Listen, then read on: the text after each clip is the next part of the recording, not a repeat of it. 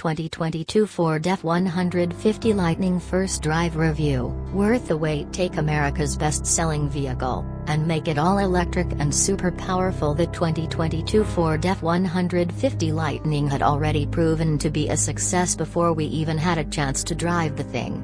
The order book's already closed for its first model year, so for 2022 at least, this review is basically for all those folks who are already getting one. And it's easy to see why they jumped at the chance to stand in line. The formula consists of taking the best-selling vehicle in America, the F-Series pickup, and giving it an all-electric powertrain. If that weren't enough, Ford also made it the most powerful F-150 and the quickest to accelerate, and packed it unique benefits like a front trunk and means to power your entire house in the event of an outage. The question is, then, does that formula translate into an electric truck that's as good as it sounds? Ford invited us to Heart of Truck Country, San Antonio, Texas, to find out. The F-150 Lightning has two powertrain options, but no matter which you pick, you get two electric motors, one front, one rear, providing all-wheel drive. The standard range version features a 98 kWh battery good for 230 miles of driving range between charges. This powertrain provides 452 horsepower and 775 pound-feet of torque. Ford claims this will do the 0 to 60 sprint in 5 seconds. A 131 kWh extended range battery is optional on the fleet version of the Pro trim, the consumer versions of the XLT and Lariat, and standard on the range-stopping Platinum. This provides a driving range of 320 miles in Pro, XLT and Lariat, and 300 miles in the Platinum. Choosing this battery also ups the output from the electric motors to 580 horsepower, maintaining the same 775 pounds-to-foot of torque. This shrinks the 0 to 60 time to the mid-4 second range. All trim levels have a few standard features in common. The only Lightning configuration is a Super Crew cab with a 5.5-foot bed, 4x4 powertrain, and an electronic locking rear differential borrowed from the regular F-150. Each has at least 8 120-volt outlets spread throughout truck, a 12-inch digital instrument panel and a 20-foot mobile charging cable capable of both level 1, 120 volts, and level 2, 240 volts, 30 amps using a NEMA 14 to 50 plug. There's plenty of shared standard equipment as well, including the Ford Copilot 360 suite of driver assistance tech, but there's ultimately so much to tell you about the various trim levels, that we thought it was better to break it down in a separate article here. Our first driving stint in the F-150 Lightning took place on public roads in and around San Antonio in the Platinum trim with the extended range battery. After our first ride in a Lightning prototype last September, Autoblog road test editor Zach Palmer noted that any F-150 owner could hop into the Lightning and instantly feel at home. While he was speaking about the experience as a passenger, it holds true from the driver's seat of the production truck as well. The 15.5-inch infotainment screen shared with the Mustang Mach-E is the interior's headlining feature, and we generally like it, but the rest of the interior is very much common with other F-150s. That includes the fold-down shifter and deployable workspace borrowed from the regular F-150 that's perfect for when you need to stop to take some notes, or enjoy a tidy meal, inside your truck. Firing it up, we headed out from downtown San Antonio, creeping silently through the streets. There, the driving felt similar to other electric vehicles: instant, smooth acceleration and supremely quiet operation, but just bigger. On the expressway, the Lightning's powertrain really began to set itself apart from the F-150s we're used to. Despite its size and weight, this pickup can hustle. It gets up to speed in what feels like an instant, making merging easy as you just pick your gap and seemingly teleport into it.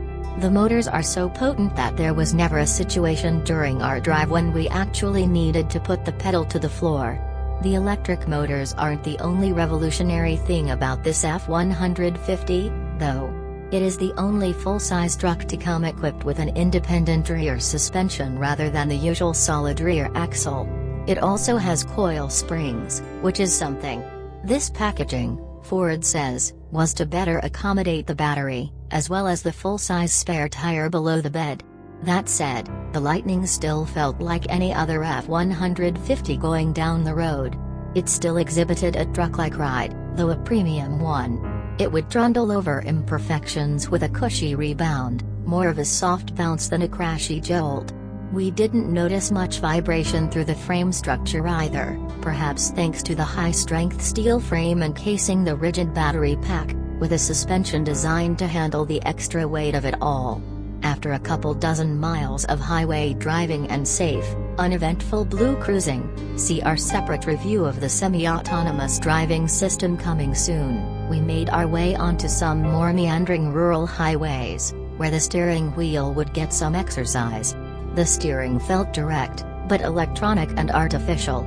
There wasn't a lot of play on center, and the weighty feeling builds quickly when you dial in more angle. It's able to hustle through the corners, building lateral G-forces without an excessive amount of lean, though we were still pulled to the sides of the wide seats of the Platinum. We later found the softer seats in the lesser trims held us in place better, but did miss the fancier throne's massaging capability. The F-150 Lightning can also provide power to the home with intelligent backup power. Extended range models come with the 80-amp Ford Charge Station Pro. It costs $1,310 otherwise. Not only can this charge the Lightning at 19.2 kilowatts, it can also draw 9.6 kilowatts from the vehicle into your home, via the Home Integration System, $3,895, provided by Sunrun. In the case of a power outage, you can use the Lightning like a generator to power your whole home. It has enough energy storage to power the average home, using 30 kilowatt-hours per day, for 3 days, or up to 10, Ford says, if you conserve energy to only power the really important things. When power is restored, it will automatically begin recharging the pickup. In places with variable energy rates, the system will also be able to charge the truck when energy is cheap, and use that stored energy to power your home when electricity is expensive. One feature we had seen teased previously, but had forgotten about until we were digging through some of the menu screens, is a small suite of video games you can play while you're waiting for your truck to charge at a public station, or waiting to pick up a passenger. We toyed around with them a little between driving sessions, and found them to be pleasant time wasters.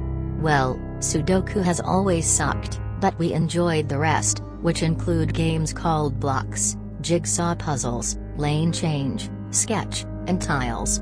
For all those folks who could use something to do while waiting around for their reserved F-150 Lightning to be delivered, rest assured that it'll be well worth the wait. As suspected, the truck plus electric equation is a no-brainer. It is familiar, yet packed with unique innovations and capabilities. It feels no less of an F-150, and in fact, feels like so much more. We just hope the order books for the 2023 model open soon, and that Ford can quickly get its expanded production online. And, of course, after the knockout Mustang Mach-E, the brilliantly economical Maverick and this absolute powerhouse of an F-150 Lightning, we can't wait to see what Ford comes out with next.